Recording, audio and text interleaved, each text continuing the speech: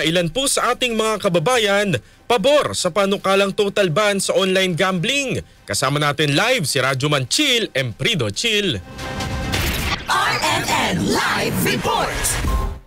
Radyoman Sander, Radyoman Aldo, sinuportahan nga ng ilan sa ating mga kababayan ang panukalang Anti-Online Gambling Act o magbabawal sa online gambling na kinalululungan ngayon ng ating mga kasamahan at maging itong mga kabataan.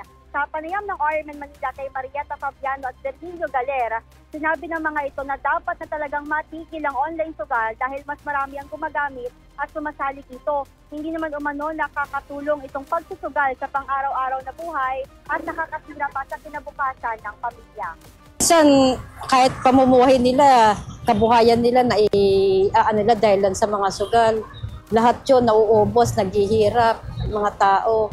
Ganun ang nangyayari hanggang sa makagawa na sila ng masama sa kapwa. Nakakita ko yung mga nangyayari sa paligid, ganun. Dapat itigil na. Kasi kung regulation lang, kalimitan yung iba hindi nasunod.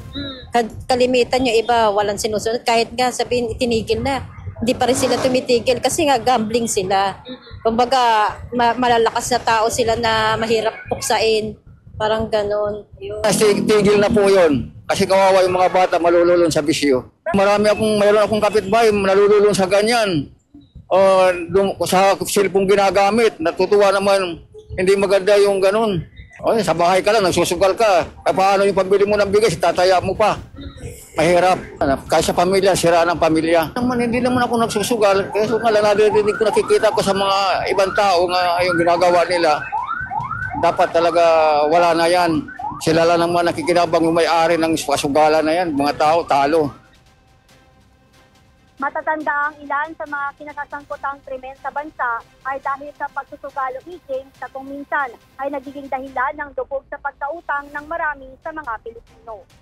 Kasama mo sa GZXL RMN Manila, Radyoman Chill Emprido, Tatak RMN. Maraming salamat Radyoman Chill Emprido.